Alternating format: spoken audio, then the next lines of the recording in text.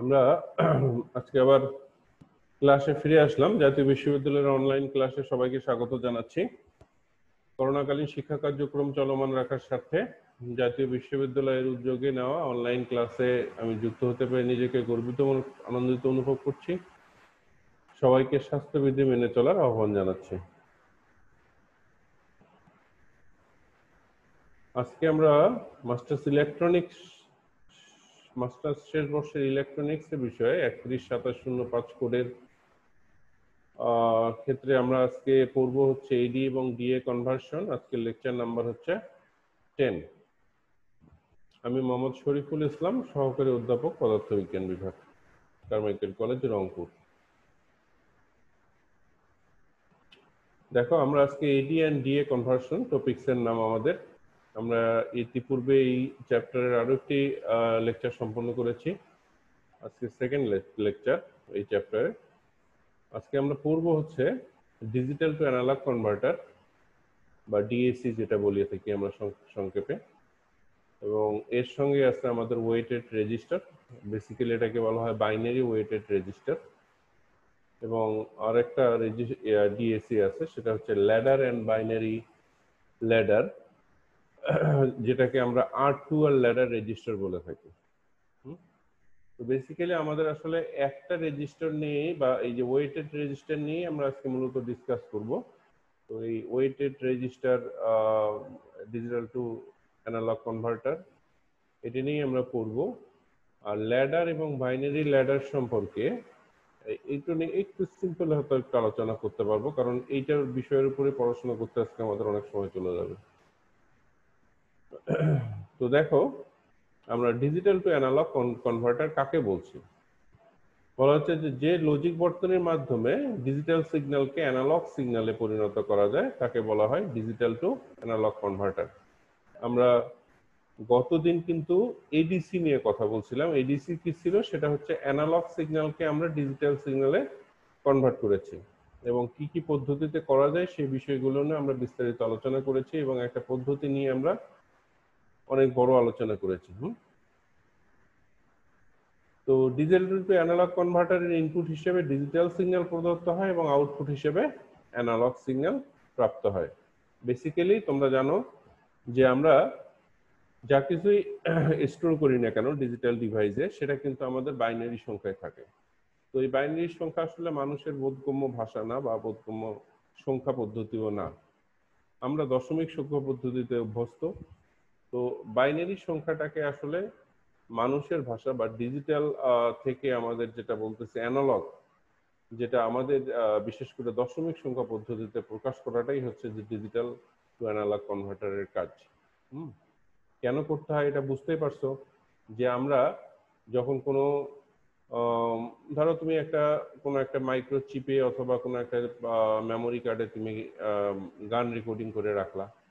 তো গানটা তুমি যখন গাচ্ছ সেটা কিন্তু আসলে অ্যানালগ সিগন্যাল হিসেবে যাচ্ছে। তো এইটাকে আবার যখন স্টোরিং করতেছো, দ্যাট ইজ ডিজিটাল সিগন্যাল। কে করতেছে? এডিসি। এডিসি মিনস হচ্ছে অ্যানালগ টু ডিজিটাল কনভার্টার। আর এইটাকে আমরা যখন আবার তুমি ওই গানটা শুনবা, তখন আবার কি করা হচ্ছে? তাহলে ডিজিটাল থেকে ওটাকে আবার অ্যানালগে কনভার্ট করতে হচ্ছে। এইটা যে ডিভাইসের মাধ্যমে করা হয় সেটাকে আমরা বলে থাকি ডিএসি বা ডিজিটাল টু অ্যানালগ কনভার্টার। একটা প্রতীক ব্লক চিত্র বলিয়া থাকি আমরা, এটা তোমরা দেখলে বুঝতে পারবা। তো এর অনেকগুলো ইনপুট আছে। ইনপুটগুলো সবগুলো বাইনারি সংখ্যায় থাকে, এবং একটা মাত্র আউটপুট থাকে যেটাতে আমাদের অ্যানালগ সিগন্যাল পাই। তো দুই প্রকার ডিজিটাল বা অ্যানালগ সিগন্যাল সবচেয়ে বেশি ব্যবহৃত হয়। বেশ কয়েক প্রকার আছে, তবে আমরা সবচেয়ে বেশি জনপ্রিয় হচ্ছে এই দুই ধরনের। একটা হচ্ছে binary weighted resistor DA converter বা বাইনারি ওয়েটেড রেজিস্টার ডিএসসি বলে থাকি আমরা এটাকে। আর একটা হচ্ছে ল্যাডার অ্যান্ড বাইনারি ল্যাডার বা ডিএ কনভার্টার্স। এটাকে আমরা ওই যে বললাম R2R ল্যাডার বর্তনীয় বলা হয়ে থাকে। তো আমরা বেসিক্যালি এখন যেটা পড়বো সেটা হলো যে ওয়েটেড রেজিস্টার ডিএ কনভার্টার্স। কি জিনিস দেখো, এই ধরনের লজিক বর্তনীর মাধ্যমে বাইনারি সংখ্যার স্থানিক মান বা ওয়েটের উপরে ভিত্তি করে ডিজিটাল সিগন্যালকে অ্যানালগ সিগন্যালে পরিবর্তিত করা হয়। তোমাদের নামটা দেখে মনে হতে পারে আচ্ছা ওয়েটেড কেন নামটা হলো আর কি, এটা আসলে তোমাদের জানা আছে যে বাইনারি সংখ্যার যে আমরা যখন কোনো একটা সংখ্যা তৈরি করি, ধরো 1011, সেটাকে আমরা কি বলি, তোমাদের একটু জাস্ট আমি দেখা নিয়ে আসি। আমরা বাইনারি সংখ্যার যে কোনো একটা সংখ্যা দেখতে পারি এখানে, ধরো 10110, এটা একটা সংখ্যা। এই যে এই প্রথম সংখ্যাটাকে আমরা বলতেছি হচ্ছে এলএসবি বা অনেকে এলএসডি বলে থাকে। এই এলএসবি তে হচ্ছে লিস্ট সিগনিফিকেন্ট ডিজিট বা লিস্ট সিগনিফিকেন্ট বিট বলা হয় এটাকে। আর এটাকে বলা হয় আমরা এমএসডি বা এমএসবিও বলা হয় আর কি। হ্যাঁ, মোস্ট সিগনিফিকেন্ট ডিজিট, মানে এইটার গুরুত্বটা অনেক বেশি। তোমরা তো এমনি নর্মালি ক্ষেত্রেও জানো আর কি। আমরা যদি এখানে নর্মালি যদি লিখি, ধরো 526 লিখলাম, আমরা ওই বলি না এটা হলো একক, এটা দশক, এটা শতক। তো এগুলো কিন্তু তাদের স্থানিক মান। তো এই বাইনারির ক্ষেত্রে প্রত্যেকটার ক্ষেত্রে একটা করে স্থানিক মান আছে, এবং এটা হলো 2^0, এটা 2^1, 2^2, 2^3, 2^4, এইভাবে যায়। তো এই কারণে এটাকে আমরা বলে থাকি এদের স্থানিক মান বা ওয়েট। এইটার উপর বেসিস করেই আসলে এই যে তোমার কি বলে এটাকে ডিএসসি যেটা কাজ করে, সেই কারণে এর নাম হচ্ছে ওয়েটেড, হ্যাঁ, ওয়েটেড রেজিস্টার ডিএসসি। তো এই কারণে বলতেছে যে এই ধরনের লজিক বর্তনের মাধ্যমে বাইনারি সংখ্যার স্থানিক মান এর উপর ভিত্তি করে ডিজিটাল সিগন্যালকে অ্যানালগ সিগন্যালে পরিবর্তিত করা হয়। ওই যে বললাম বাইনারি সংখ্যার এলএসবি এবং এমএসবি এক্ষেত্রে গুরুত্বপূর্ণ ভূমিকা রাখে। অপারেশনাল বিবর্ধকের মাধ্যমে যোগকারক বর্তনী হিসেবে এর লজিক বর্তনী গঠিত হয়। তোমাদের মনে আছে নিশ্চয়ই অপারেশনাল বিবর্ধকের কথা, আমরা অপাম বলে থাকি যেটাকে। এটা আসলে কিন্তু এখানে একটা গুরুত্বপূর্ণ বিষয়, কারণ আমাদের মূল সার্কিটটাই হচ্ছে ওই অপারেশনাল বিবর্ধককে ঘিরে। তো এই বর্তনীর ইনপুট এন সংখ্যক ইনপুট এবং একটি মাত্র আউটপুট থাকবে। আমরা একেবারেই সার্কিটে চলে যাচ্ছি, এখান থেকে আমাদের কার্যপদ্ধতিতে আমরা বর্ণনা করতে পারবো। দেখো এটা আসলে হচ্ছে কি যে একটা আমরা এটাকে সামিং অ্যাম্পলিফায়ার বলে থাকি। তোমাদের মনে আছে নিশ্চয়ই যে অপারেশনাল অ্যাম্পলিফায়ার দিয়ে আমরা সামিং অ্যাম্পলিফায়ার তৈরি করি। তো সেই সামিং অ্যাম্পলিফায়ারের বৈশিষ্ট্যগুলো একটু মনে আছে। এটাকে আমরা বলি হচ্ছে ইনভার্টিং টার্মিনাল, এটাকে বলি হচ্ছে নন ইনভার্টিং টার্মিনাল, এটা হচ্ছে আমাদের আউটপুট। এবং এই যে আরএফ, এটা একটা হলো ফিডব্যাক রেজিস্ট্যান্স, আমরা আউটপুট থেকে এটা ইনপুটে এই যে ইনভার্টিং টার্মিনালে সংযুক্ত করেছি। ইনভার্টিং টার্মিনালে সংযুক্ত করলে কি হয় তোমাদের জানা আছে যে এর আউটপুটে কি হবে, 180 ডিগ্রি ফেজে আমাদের সিগন্যালটা আমরা পাবো। মানে এখানে আমরা যা কিছুই দেই না কেন এটা মাইনাস হিসেবে এখানে আউটপুটে চলে আসবে, তাই না? এবং এইখানে আমরা ইনপুট দিয়েছি, দেখো যে আমাদের রেজিস্ট্যান্সের ক্ষেত্রে আমরা এখানে লিখছি আর, টয়েস আর, 4R, এই ধরনের 4টে রেজিস্ট্যান্স আমরা কিন্তু এখানে ইউজ করতেছি। এবং এগুলো করার কারণ হচ্ছে যে এইটাকে বলা হচ্ছে আমাদের হচ্ছে মোস্ট সিগনিফিকেন্ট বিট এখান থেকে যাবে, মানে এমএসডি যেটা, আর তারপরে এইটা, এবং তারপরে শেষে হলো এলএসডি। তো এগুলোর দেখো কানেকশনের ক্ষেত্রে আমরা দেখছি যে আমাদের এই যে এখানে রেফারেন্স ভোল্টেজ আমরা দিচ্ছি, দেখো এই যে ভিআর, আমরা এখানে বলছি যে this is the reference voltage. এই রেফারেন্স ভোল্টেজের ক্ষেত্রে যখন আমি এটাকে কানেক্টেড করব এখানে, তখন এই রেফারেন্স ভোল্টেজ পাবে। আর যখন আমি এটাকে গ্রাউন্ডে কানেক্টেড করব তখন 0 ভোল্টেজ পাবে। দ্যাট মিনস তোমরা জানো আসলে কি যে একটা বাইনারিতে আসলে 0 এবং 1 এই দুটোই মাত্র দেওয়া হয়। তো 0 এবং 1 এটার মানে দেওয়ার মানে হচ্ছে যে 0 মানে হচ্ছে আমরা গ্রাউন্ড করে দেব, এবং এই 1 মানে হচ্ছে যে will give something some voltage, whatever it is, 5 volt হতে পারে, 6 ভোল্ট হতে পারে, 10 ভোল্ট হতে পারে, 15 ভোল্ট হতে পারে, যেটাই হোক না কেন আমরা এখানে ভোল্টেজটা এখান থেকে আমরা অ্যাপ্লাই করব। এই ভোল্টেজটাকে আমরা বলতেছি রেফারেন্স ভোল্টেজ। রেফারেন্স ভোল্টেজটা আসলে কি, ওই যে বাইনারি সংখ্যাটাকে 1 ডিটেক্ট করার জন্য বা সিলেক্ট করার জন্য আমরা সাধারণত এইখানে কানেক্টেড করে থাকি এই রেফারেন্সের ভোল্টের সাথে। ক্লিয়ার? তার মানে আমাদের এই যে তিনটা ইনপুট দেখতেছো, একটা হচ্ছে V0, V1, V2, এই 3 ইনপুট বিশিষ্ট আমরা একটা ওয়েটেড রেজিস্টার ডিএ কনভার্টার করব। এখানে বাইনারি সংখ্যাগুলো আসবে বা ডিজিটাল সিগন্যালগুলো আসবে, সেগুলো এর ভিতর দিয়ে গেলেই এখানে কি হবে, আউটপুটে আমাদের অ্যানালগ সিগন্যাল আমরা পাবো, মানে একটা ভোল্টেজ পাবো। দেখো তিনটা মিলে আমরা কিন্তু পাচ্ছি একটা। তো আমরা এখন এইটার কাজ দেখব। প্রথমে আমাদের যে জিনিসটা সবচেয়ে গুরুত্বপূর্ণ সেটা হচ্ছে যে এই যে এটা একটা আমরা বলতেছি যে সামিং অ্যাম্পলিফায়ার, সামিং অ্যাম্পলিফায়ারের ক্ষেত্রে আমাদের ভি আউটপুটের সমীকরণটা কি দেখে নিই একটু। এই যে দেখো, V output equals to R F V R EF বা ভি রেফারেন্স, তারপরে এই যে B naught R, B1 twice R, B2 4R। তোমাদের একটু বলে নেই, তোমরা যখন 4th ইয়ারে এই সামিং অ্যাম্পলিফায়ারের ইকুয়েশন পড়ছিলা তখন নিশ্চয় মনে আছে যে এইখানে আমরা আসলে ইউজ করছিলাম 1, এগুলো 1 ছিল, যার ফলে আমাদের এখানে কিন্তু এটা যোগ হয়েছিল এই যে V1 plus V2 plus V3। হ্যাঁ, তো আমরা আসলে এখানে এই রেফারেন্স ভোল্টেজটাকে আমরা একটা নির্দিষ্ট ভোল্টেজ হিসেবে ধরে নিচ্ছি, সবার জন্য সমান।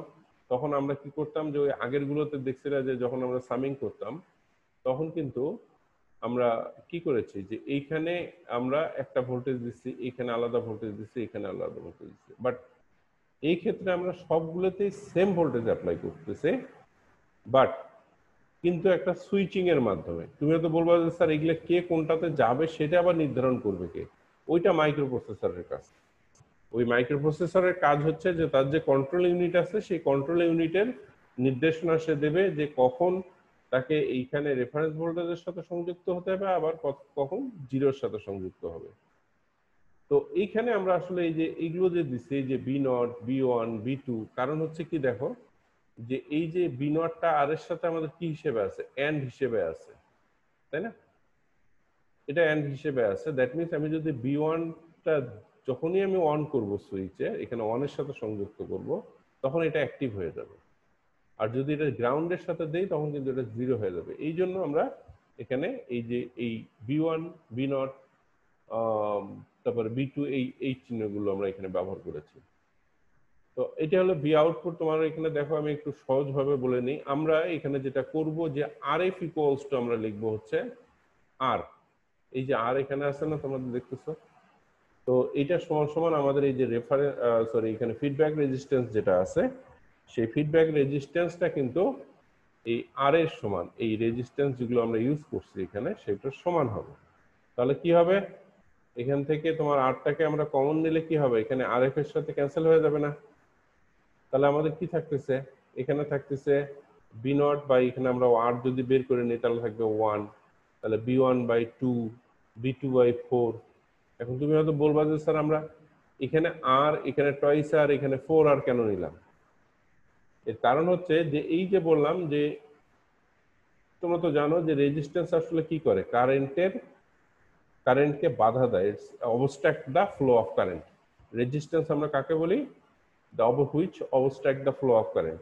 তার মানে এইখানে আমাদের যেহেতু এটা এমএসডি, তার মানে এখানে যেহেতু কারেন্টের পরিমাণটা বেশি হতে হবে, তার মানে কি রেজিস্ট্যান্স কম্পারেটিভলি কম। এরপরেই যেহেতু এটা, তাহলে এটাকে আমরা 2 গুণ দিয়ে দিয়েছি, টয়েস আর করে দিচ্ছি, তারপরে এবার এটা 4R। তার মানে কি এখানে আমাদের কারেন্টটা সবচেয়ে কম থাকবে, এটা যেহেতু এলএসডি। কি ক্লিয়ার? এখন দেখো আমরা কাজে যাব। তার আগে আমাদের দুইটা জিনিস সম্পর্কে একটু জানতে হবে। একটাকে বলা হচ্ছে রেজুলেশন। এখানে একটা কথা আছে, সেটা হচ্ছে রেজুলেশন। রেজুলেশনটা আসলে কি জিনিস এটা দেখে নাও। এই যে দেখো, আমি কিন্তু এখানে তোমাদের ভি রেফারেন্স ভোল্টেজটা আমরা -5 ভোল্ট, আমরা মানে 5 ভোল্ট ইউজ করছি আর কি, সোজা কথা। তো রেজুলেশন হচ্ছে যে রেফারেন্স ভোল্টেজ এবং 2n, দ্যাট মিনস যে যতগুলো বিট থাকবে তার যে পাওয়ারটা থাকে আর কি, সেটা ইনটু কে, এটা হচ্ছে রেজুলেশন বের করার পদ্ধতি। রেজুলেশনটা কি জিনিস আমরা একটু পরেই বুঝতে পারবো, তোমরা দেখতে পারবো আর কি। তো এমনি শুধু জেনে রাখো যে resolution equals to VREF divided by হচ্ছে 2 n এর মান হচ্ছে আমাদের এখানে কয়টা বিট আমরা ইউজ করতেছি, তুমি বলো তো কয়টা বিট ইউজ করতেছি? 3টা। এই যে এখানে B0, B1 এবং B2। তো আমরা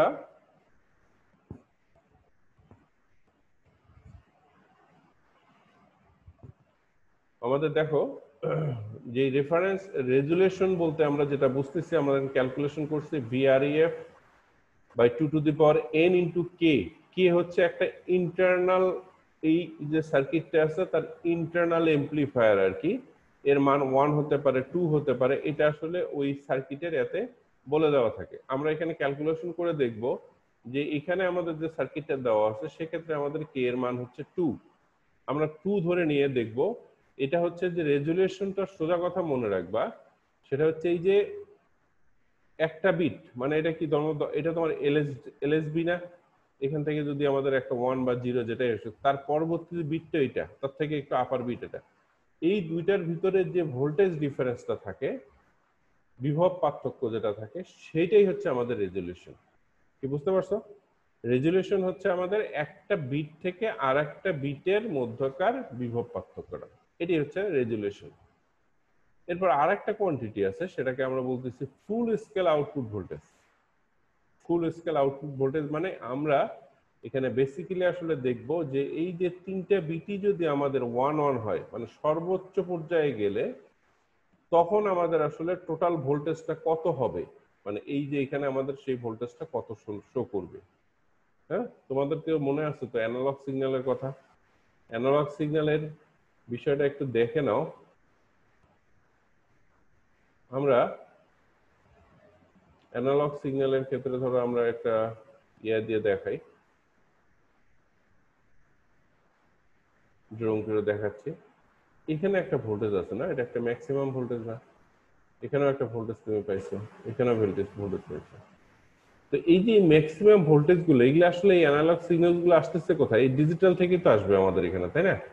তো এইটা আসলে কখন আসবে? এই যে এইটাই হচ্ছে যেটাতে মানে যখন আসবে সেই ক্যালকুলেশনটাই আমরা এখানে করতেছি, এবং এইটাকে বলা হচ্ছে FSO বা ফুল স্কেল আউটপুট ভোল্টেজ, FSO।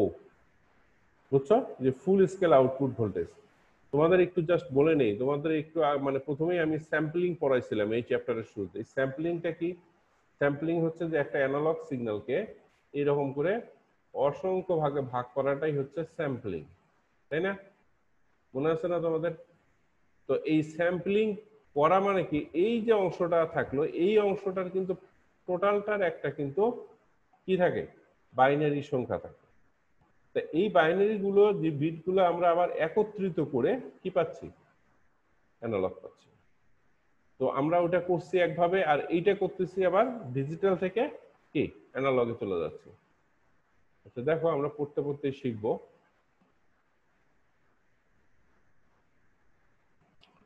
এখানে একটু খেয়াল করে দাও যে এখানে ফুল স্কেল আউটপুট ভোল্টেজের কথা বলা হচ্ছে যে 2n-1 V reference divided by 2n into k।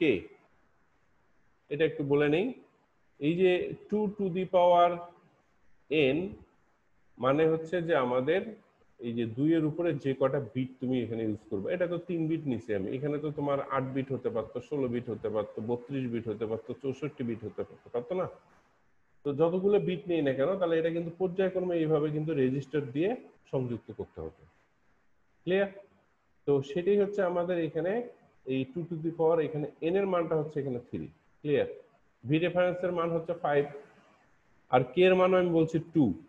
তো এইটা কিন্তু আসলে এইটা মূলত আসলে 2 দিয়ে গুণন করতে হবে, যে k ইন্টু 4.375। কে এর মান যদি 2 হয় তাহলে গুণ করে দেখো কত হবে, 8.75 বা 70 এরকম হবে, 8.75 মেবি। হ্যাঁ, তো এখন দেখে নিই একটু।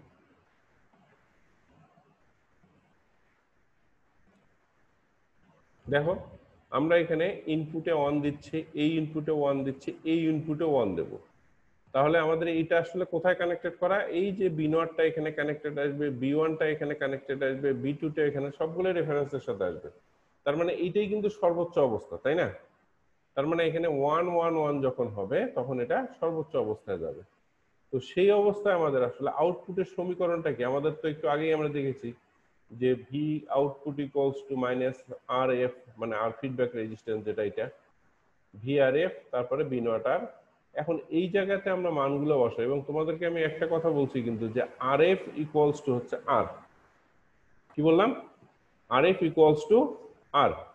তাহলে সেক্ষেত্রে দেখো ভি আউটপুট কত হচ্ছে, আমাদের রেফারেন্স ভোল্টেজ হচ্ছে 5 ভোল্ট, তার মানে আমাদের এখানে 1, এই যে এখানে ভি নট আমাদের এখানে 1, যেহেতু এখানে 1 দিয়েছি, এবং নিচে আর এর মান আমাদের ওই যে বললাম আর কমন নেব আমরা, কমন নিলে আমাদের এখানে আর এবং আর এফ ক্যান্সেল হয়ে যাবে। আর তারপরে বাকিতে দেখো যে 1/2 1/4 আসতেছে কত, 8.75। ওই যে একটু আগে তোমাদের বললাম না যে এটাই হবে তোমার হচ্ছে, ওই ক্যালকুলেশনটা তোমার কথা মনে আছে, এর আগের ক্যালকুলেশনটার কথা, এই যে ফুল স্কেল আউটপুট ভোল্টেজ, ফুল স্কেল আউটপুট ভোল্টেজের ক্ষেত্রে আমরা যেখানে দেখাইছিলাম কিন্তু যে ক্যালকুলেশন করে আমাদের আসে হলো 4.375 ইন্টু হচ্ছে 2, তার মানে 8.75। তো 8.75 কিন্তু দেখো আমরা এখানে কিন্তু সেটা প্রমাণ করে দিলাম যে 1 1 1 এই তিনটাতেই যখন আমরা 1 দেব এবং এই বাইনারি বিটের সর্বোচ্চ মান কিন্তু এটা, তাহলে সেক্ষেত্রে আমাদের এই ইকুয়েশন অনুযায়ী আসতেছে হচ্ছে V output equals to minus 5 1 1, এগুলো ক্যালকুলেশন করে 8.75 ভোল্টই এসেছে। এখন দেখো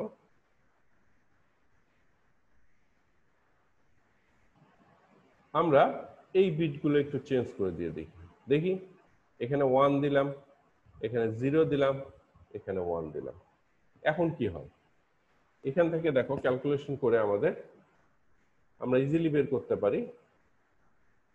দেখো -5, এখানে 1 1 তো আমাদের আছে, যেহেতু আমরা এটার সাথে সংযুক্ত করছি, তারপরে মাঝখানেরটা কি 0 না, তাহলে এই যে B1 এর মান হচ্ছে আমাদের 0, যেহেতু এটা আমরা গ্রাউন্ডের সাথে কানেক্টেড করেছি, এবং B2 হচ্ছে আমাদের 1, বুঝছো? তাহলে সেক্ষেত্রে আমাদের রেজাল্ট কিন্তু আসলে 6.25 ভোল্ট। দেখো এক একটা ভোল্টেজ কিন্তু ভেরি করতেছে। এবার দেখো আমরা যদি 0 0 1 দেই তাহলে কি আসতেছে, খেয়াল করে দেখো, এখানে আমরা 0 দিয়েছি, এটাও 0, আমাদের তাহলে কি হচ্ছে, বি নট হচ্ছে আমাদের 0 এবং B1 ও আমাদের 0। হ্যাঁ, তো সেক্ষেত্রে আমাদের কি আসতেছে, দেখো B2 তে শুধু 1 আসতেছে। আমরা আউটপুট ইকুয়েশনে যদি যাই, হ্যাঁ, আউটপুট ইকুয়েশনে যদি যাই তাহলে সেক্ষেত্রে দেখো যে আমাদের এই ইকুয়েশনটা তো আমরা প্রথমেই পড়ে নিয়েছি, এবং এখানে আবারও বলে নিচ্ছি যে RF, that is feedback resistance, equals to this R. তাহলে আমাদের কি হবে, আর গুলো এখান থেকে ক্যান্সেল হয়ে যাবে। সো ইকুয়েশনটা আমাদের হচ্ছে কি, এই যে -5, এটা আমাদের 0, এটাও 0, সে কারণে আমাদের এই যে B0 0, এখানে B1 0, আমাদের শুধু এখানে থাকতেছে 1। সেই ক্ষেত্রে আমরা পাচ্ছি হলো কিন্তু 1.2 ভোল্ট, এটা হচ্ছে লিস্ট ভোল্টেজ, কারণ 0 0 1। আর যদি তুমি বলো যে স্যার আমি সবগুলোতে 0 দেব, তাহলে কি হবে, 0 দিয়ে বুঝতেছো তাহলে কি 0 ভোল্টই পাবো, আউটপুট কত হবে, 0। আসলে আমাদের অ্যানালগ ডিজিটালের 0 যা আসলে, আবার ওই যে অ্যানালগের 0 কিন্তু তা, কিন্তু শুধুমাত্র অ্যানালগের 1 হলে সেটার ভেরিয়েশন হবে, অ্যানালগের 2 হলে ভেরিয়েশন হবে, 3 হলে সবগুলোর ভেরিয়েশন হবে। এখন আরেকটা জিনিস আমি দেখাচ্ছি, এই যে 0 0 1 দিলাম, এর পরের সংখ্যাটা কত, 0 1 0। দেখো আমরা সেটা দিয়ে দেখি, 0 1 0 দিয়ে যদি দেই তাহলে এখানকার রেজাল্টটা কি আসে আমাদের, খেয়াল করো। এখানে দেখো যে আমরা 0, এটাও 0, এই যে এখানে আমাদের এটাও 0, এটাও 0, সো আমাদের থাকতেছে শুধু এখানে হাফ। হাফ যদি আসে আমাদের এটাকে ক্যালকুলেশন করে আসতেছে হচ্ছে 2.50 ভোল্ট। একটু খেয়াল করে দেখো, এটা একটা বিট, মানে এই যে এটা হচ্ছে ছিল এলএসডি বা এলএসবি, এলএসবি থেকে আমরা যখনই একটা বিট আগে যাচ্ছি, দ্যাট ইজ স্থানিক মান যখন 1 বৃদ্ধি করতেছি, তখন কিন্তু তাদের মধ্যে এই যে ভোল্টেজ ডিফারেন্সটা হচ্ছে 1.25। কারণ আমরা প্রথমে 0 0 1 দিয়ে যেটা পেয়েছি, এই যে আগের স্লাইডে তোমরা সেখানে দেখেছো যে এখানে রেজাল্ট আসছিল 1 0.25, এবার আসলো কিন্তু 2.50, তাহলে ডিফারেন্স কত হলো? ডিফারেন্স হচ্ছে 1.25। এই 1.25 কিন্তু তোমাদের মনে আছে যে রেজুলেশনে কিন্তু আমরা এটা পেয়েছিলাম, মনে নেই? তার মানে আমি সেটাই বলছিলাম যে একটা বিট থেকে আর একটা বিটের মধ্যে যে ভোল্টেজ ডিফারেন্সটা থাকে, that is called the resolution. আমরা আর একটা দেখি যেখানে 011, এখানে দিয়ে আসলে রেজাল্টটা কি হবে? ওই যে তুমি ওই আগের যেটা আমরা পেলাম, তোমরা এটা বুঝতেছো যে এটা কিন্তু আমাদের অ্যানালগ বা আমাদের দশমিক সংখ্যা, এর মান কিন্তু হচ্ছে 3, 011। আগে যেটা ছিল 010, তার মান কত ছিল? তার মান ছিল কিন্তু 2, এটা হচ্ছে 3। তো এই ক্ষেত্রে তুমি দেখো যে তার থেকে কি হবে, ওর সঙ্গে আগে যেটা পেয়েছিলাম সেটার সঙ্গে আমাদের 1.25 যোগ হবে। দেখো হয়েছে কিনা? আমরা এই মানগুলো এখানে বসাইছি, বসার পরে এটা কিন্তু হলো 3.75 ভোল্ট। আমাদের আগেরটা ছিল কিন্তু 2.50 ভোল্ট, আর এখানে আমরা পাচ্ছি হলো 3.75 ভোল্ট। ক্লিয়ার?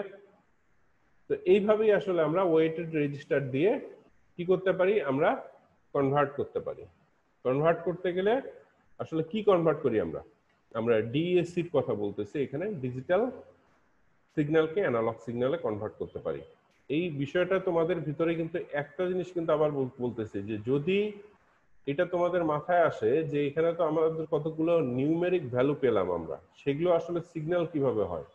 বাট তোমাকে এটা মনে রাখতে হবে যে নিউমেরিক ভ্যালুগুলো যদি তুমি টাইমের সাথে একটার পর একটা বসায় যাও, তাহলে কিন্তু তুমি একটা গ্রাফ পাবা। সেই গ্রাফটা ওই লাইনগুলোকে তুমি যদি কানেক্টেড করতে যাও, মানে best fit of the graph যদি আমরা করি, দেন তোমার কিন্তু ওইটা কিন্তু একটা অ্যানালগ সিগন্যাল তৈরি হবে। কি বুঝতে পারছো? এখন দেখো আমরা ওই যে আর একটা রেজিস্টারের কথা বলছিলাম, সেটা হচ্ছে R2R ল্যাডার রেজিস্টারের কথা বলছিলাম, মনে আছে? যে আমরা দুইটা রেজিস্টার নেই মূলত এখানে পড়াশোনা করব, সরি ডিএসসি কনভার্টার নিয়ে, বা ডিজিটাল টু অ্যানালগ কনভার্টার আমরা বলতেছি। তো এক্ষেত্রে আমরা R2R ল্যাডার রেজিস্টারের কথা বলবো। এটা একটু বলে নেই যে আমরা আগেরটা বললাম ওয়েটেড রেজিস্টার ডিএসসি, আর এটা হচ্ছে R2R ল্যাডার রেজিস্টার ডিএসসি। এই দুটার ভিতরে আসলে ডিফারেন্সটা কি? ডিফারেন্সটা একটু আছে, সেটা হচ্ছে যে ওই আগেরটার চেয়ে এটা কিছুটা মানে এর কার্যক্ষমতা অনেক বেশি, জটিলতা কম, সার্কিটের জটিলতা কম, এবং লেস এক্সপেন্সিভ। বুঝছো? মানে কস্টলি না আর কি। হ্যাঁ, তো আমাদের এই এই রেজিস্টারটাও আমরা, মানে সরি এই ডিএসসিটাও আমরা বিভিন্ন ক্ষেত্রে ব্যবহার করে থাকি।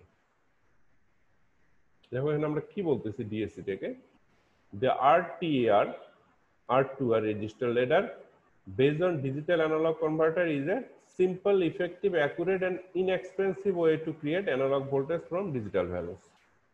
বুঝছো? তো এখানে আমাদের এখানে যে কথাগুলো আমরা বলতেছি, দেখো যে কথাগুলো একটু আগেই তোমাদের বললাম, যে এটাও একটা আসলে সিম্পলি একটা ডিএসসি, এবং কার্যপদ্ধতি ঠিক অনেকটাই কিন্তু আমাদের ওয়েটেড রেজিস্টারের মতোই।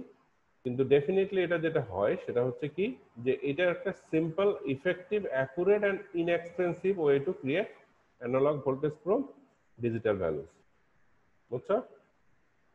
তো এইখানে একটা একটু জটিলতা আছে, সেটা হচ্ছে যে কি সার্কিটটা দেখলেই তোমরা বুঝতে পারবো। তো এই সার্কিটের ক্ষেত্রে তোমাদেরকে যদি সমাধান করতে হয়, তোমাদের অবশ্যই একটু দেখো যে আমরা আগের সার্কিটের মতোই আমরা এখানে একটা অপাম ইউজ করেছি, এবং অপামটা অবশ্যই আমাদের এখানে একটা ইনভার্টিং টার্মিনাল আমরা সিগন্যাল প্রয়োগ করছি, এবং এটাও কিন্তু একটা সামিং অ্যাম্পলিফায়ার। দেখি বুঝতেছো যে একটা সামিং অ্যাম্পলিফায়ার। বাট এইখানে দেখো আমরা ওইখানে যেমন সবগুলোর ক্ষেত্রে আমরা একটা আর ছিল, একটা 2R ছিল, তারপরে 4R, 8R, এইভাবে 16, তারপর 32, এইভাবে আমাদের রেজিস্ট্যান্সের ভ্যালু কিন্তু আমাদের ভেরিয়েশন করতে হয়েছে, বুঝছে না? বাট এইখানে কিন্তু আমরা সবগুলোতেই 2R 2R 2R করে দিয়েছি। তার মানে এটা একটা সিম্পল ব্যাপার।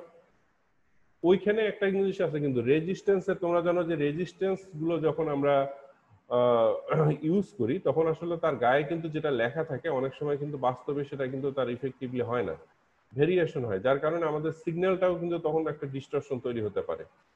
তো এই ক্ষেত্রে আমরা কি করতেছি, একই ধরনের রেজিস্ট্যান্স ইউজ করতেছি, হ্যাঁ, সে কারণেই আমাদের এখানে জটিলতাটা কম হবে। আমরা কেন এটাকে ওই যে R2R বলতেছি, দেখো আমাদের উপরে আসে হচ্ছে R, এই সবগুলো রেজিস্ট্যান্সের ভ্যালু R, আর নিচেরটা হচ্ছে 2R।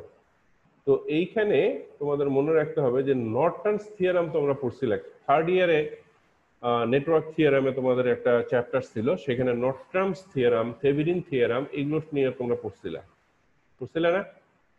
তো সেই সেই আলোকে আসলে এগুলো ক্যালকুলেশন করতে হবে। ক্যালকুলেশন করার পরে দেখবা যে একটা সমতুল বর্তনী তৈরি হবে, হ্যাঁ, ইকুইভ্যালেন্ট সার্কিট তৈরি হবে। সেই সার্কিট অনুযায়ী আমরা যদি হিসাব করে যদি এখান থেকে যদি আমরা সিগন্যাল পাঠাই, ওই আগের মতোই দেখো যে এখানে একটা রেফারেন্স ভোল্টেজ আছে এবং একটা গ্রাউন্ড করে দেওয়া আছে।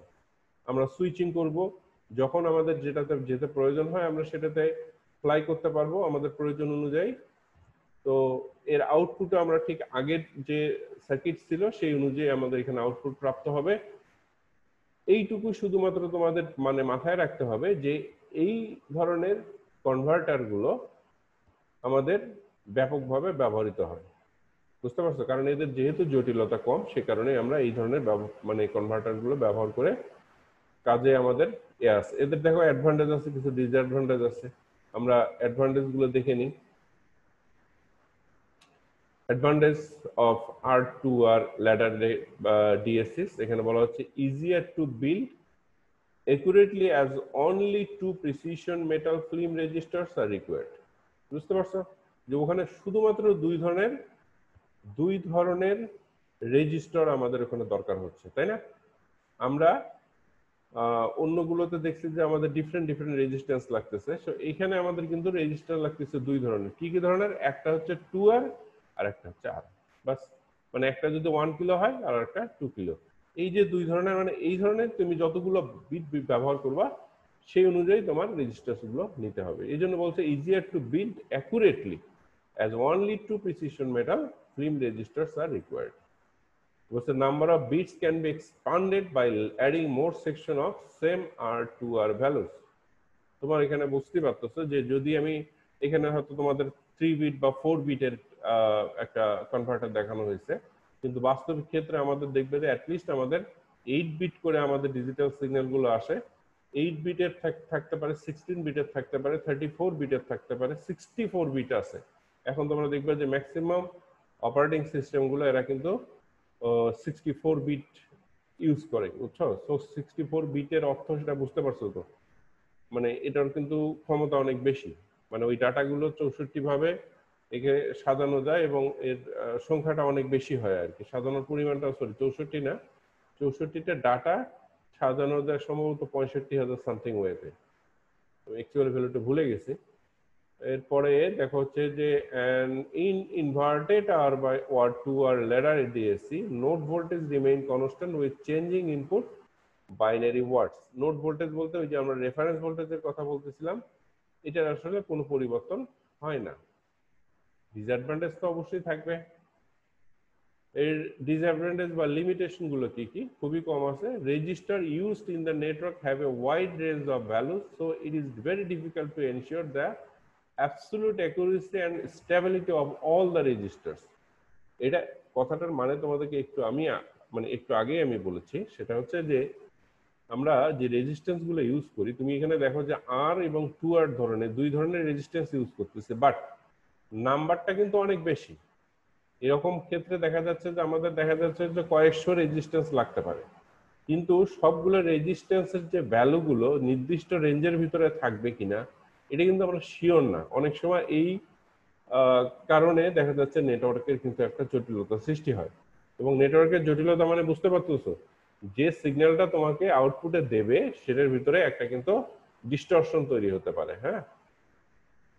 So it is very difficult to match the temperature coefficient of all the register। এটা তোমাদের জানা আছে নিশ্চয়ই, মাস্টার্স লেভেলে যেহেতু পড়ো এটা এমনি বুঝতে পারবা। আসলে রেজিস্ট্যান্স ডিপেন্ড করে কিসের উপরে? টেম্পারেচারের উপরে। টেম্পারেচার বাড়লে, মেটালের ক্ষেত্রে আমরা দেখছি, আমরা কন্ডাক্টরের ক্ষেত্রে দেখেছি যে টেম্পারেচার বাড়লে রেজিস্ট্যান্স বাড়ে। সেই কারণে আমাদের কি করতে হয়? মানে টেম্পারেচারটাকে ফিক্সড রাখতে হয় যাতে রেজিস্ট্যান্সের মানের কোনো পরিবর্তন না হয়। তো এই ক্ষেত্রে আসলে কাজ করতে গেলে অনেক সময় যেহেতু অনেক রেজিস্ট্যান্স আমরা কাজ করি, তো টেম্পারেচারটাকে আসলে ফিক্সড রাখা অনেক সময় একটু কঠিন হয়ে যায়, বুঝছো? সে কারণে এই একটা ডিফিকাল্টিস। তো এই চ্যাপ্টার বলতে গেলে আজকে থেকে আমাদের এই চ্যাপ্টারটাও শেষ হয়ে গেল। আমরা নেক্সট দিনে মডুলেশন এবং ডিমডুলেশন পড়বো। এটা খুবই ইন্টারেস্টিং একটা চ্যাপ্টার। তো তোমরা নেক্সট ক্লাসে অবশ্যই থাকবা। আজকের মতো এখানেই শেষ করছি। সবাই ভালো থেকো। সবাইকে অসংখ্য ধন্যবাদ।